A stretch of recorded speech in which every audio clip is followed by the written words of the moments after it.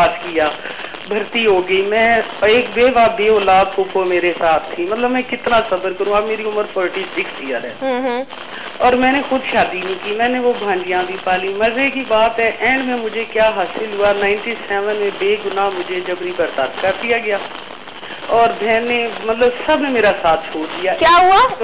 क्या हुआ 96 में क्या हुआ?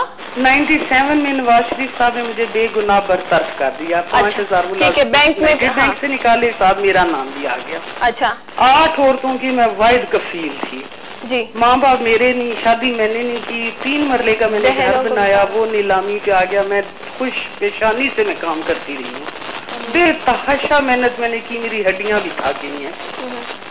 बहनें भी नाराज हो गई अब आके इस मोड़ पे, मतलब घरों में शादियां की। वो क्यों अर्शंदा, सॉरी पहले मुझे एक बात बताइएगा, वो क्यों नाराज हुई? उनके लिए तो आपने इतनी कुर्बानियां दी है।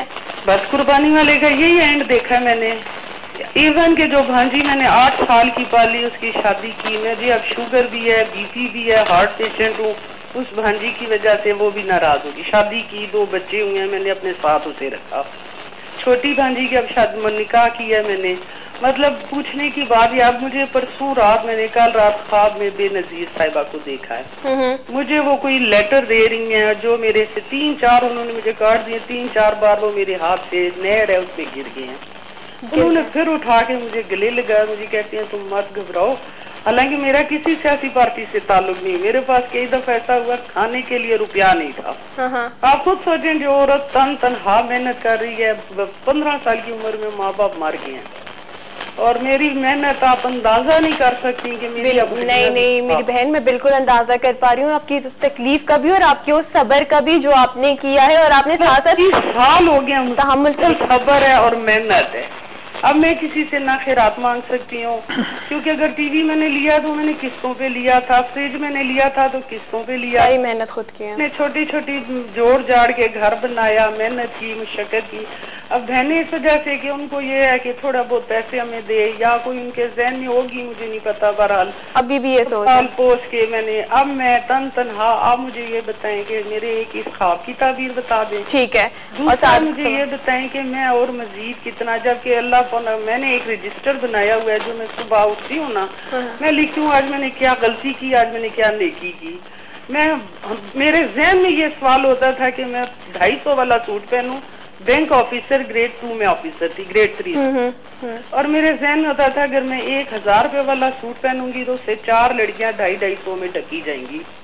3 अल्हम्दुलिल्लाह क्रिश्चियन बच्चे मैंने मुसलमान किए हैं माशाल्लाह, और तकरीबन 15-20 मैंने लोगों के बच्चे बड़े किए हैं पाल पोस के माशाल्लाह। मैंने आज तक पेट भर के खाना नहीं खाया, मैंने आज तक अच्छा कपड़ा नहीं पहना, और मेरी फरियाद किसी हुक्मरान ने नहीं सुनी। क्या मेरा सब्र इन पे पड़ेगा? मैं यतीम भी हूँ, मस्कीन भी हूँ और बेलावारिस भी हूँ। रशंदा, मैं अभी आमिर साहब से ये बात कर रही थी कि दुनिया में कैसे लोग भी हैं जो इतना सब्र तहम्मुल कर रहे हो बगैर किसी फिक्र के कर रहे हैं। आप अंदाजा नहीं कर सकती, मेरी हड्डियां, मेरा वजूद थक गया, मेरा जहन थक गया है। मैं अब नॉर्मलों की तरह बैठी होती हूँ। मेरा 2-3 दफा मेरा खुदकशी पे दिमाग आया है, जिस वक्त मैं माशरे में तंग हुई हूँ, रिस्क से तंगी हुई। मैं अगर घी लेने जाती हूँ, मैं पहले दुकानदार को कहती हूँ भाई साहब सबसे गठिया वाला घी दो, वो 150 का देते हैं। मतलब जिस घर में कमाने वाला मेल कोई नहीं, आखिर में मेरी बीमारी। अच्छा, अभी आप किसके साथ रह रही हैं? मेरा अपना मैंने घर ये बनाया है। अकेली रह रही हैं? जी, पिंडी में। अच्छा, पिंडी में अकेली रह रही हैं? हाँ, छोटी भांजी है साजिश का भी मैंने निकाह किया, 6 महीने की बात। अच्छा रक्षंदा, आपको आमिर साहब जो बता रहे हैं आपके ख्वाब की ताबीर भी बताएंगे और आपको कुछ पढ़ने के लिए भी जो बताएंगे। जो आपने किया है वाकई वो बहुत बहुत ज्यादा सब्र और तहम्मुल से भी काम लिया है।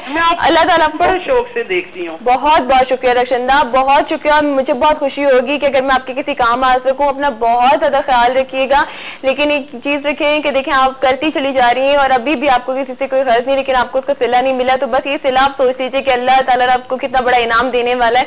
इस चीज के लिए तैयार रहे कि आपको बहुत बहुत बहुत ज्यादा, जो आपने सोचा भी नहीं होगा, जो आपने तस्वुर भी नहीं किया होगा, वो सब कुछ आपको अल्लाह देगा। और हर चीज का अल्लाह ताला ने रखा होता है अपने बंदों के लिए, जरा सी भी नाइंसाफी नहीं कर सकता। आमिर साहब, पहले तो इनके ख्वाब की ताबीर के बारे में जानना चाहेंगे। ख्वाब की ताबीर ये है जनाब कि आपने अगर कहीं कुछ भी अगर कोशिश की है जॉब के सिलसिले में, तो इंशाअल्लाह ताला कुछ बहुत बड़ी खुशखबरी मिलने वाली है। ठीक है, ये इस हवाले से।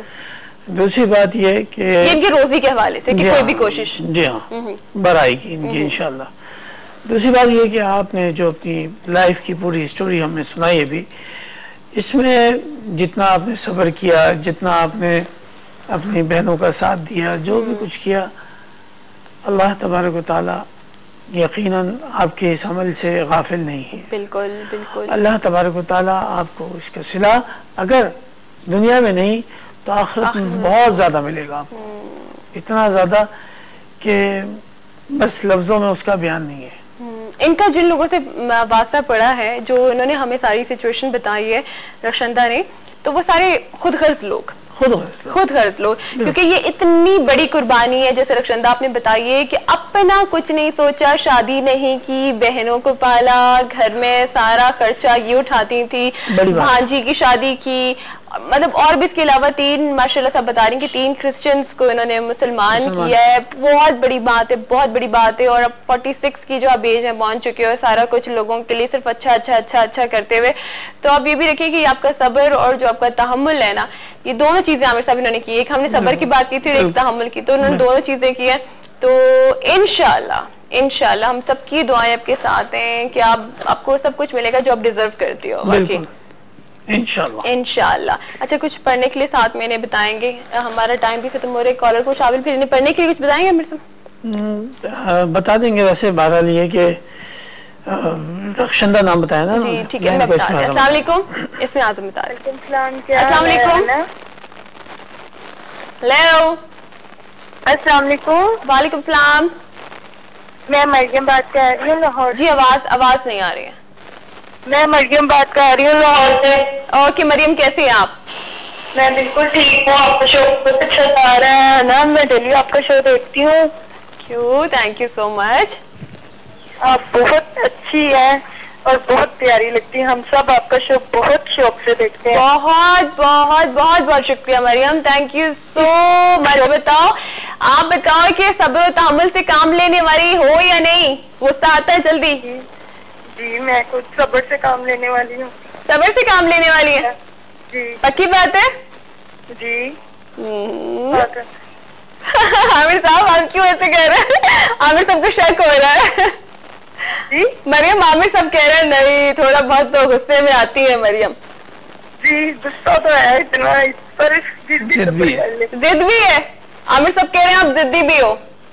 जी वो तो है, वो मैं जो चीज की जिद करती हूँ मैं लेके छोड़ती हूँ। चलो जी, आपकी पता चल गया, जो आप खुद नहीं बता रही थी आमिर साहब ने बता दिया। मरियम, कोई सवाल पूछना है? जी मेरी बात करवा दे हमेशा। जी जी बिल्कुल बिल्कुल। हेलो अस्सलाम। जी वालेकुम अस्सलाम। जी मैंने आपसे पूछना था, हम पे ना कर्जा बहुत है, वो कैसे उतरेगा? कर्जा बहुत है, कैसे उतरेगा कर्जा? हाँ, सूरह वाक़िया मगरिब की नमाज के बाद। लाइट नहीं है, इसी तरह मुझे अच्छा ऐसे बता, चलो ठीक है बताइए। सूरह वाक़िया मगरिब की नमाज के बाद अव्वल आखिर 3 दफा दुरूद शरीफ और दुआ मांगे, या अल्लाह अगर आप शादीशुदा है या गैर शादीशुदा? नहीं, अनमैरिड है तो आप अपने वालिद के लिए या भाई के लिए जो भी कमाने जाते हैं उनके लिए दुआ कर सकते हैं कि या अल्लाह उन्हें दौलतमंद बना। बस और कोई दुआ नहीं मांगनी, सिर्फ ये मांगे आप कि या अल्लाह उन्हें दौलतमंद बना। ठीक है, इंशाअल्लाह ताला ओहद की पहाड़ी के बराबर भी अगर कर्जा होगा ना तो वो भी उतर जाएगा, वो भी उतर जाएगा। ये नबी करीम सल्लल्लाहु अलैहि वसल्लम का वादा है। थैंक यू बहुत बहुत। अल्लाह हाफिज। अल्लाह हाफिज। अल्लाह हाफिज। और रक्षंदा के लिए या रहीम हो, रहम कर।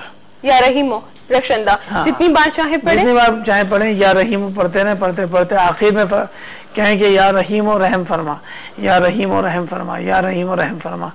पढ़कर दोनों हाथों पे दम करके अपने चेहरे पे फेरें और अपने वजूद पे दम कर लें।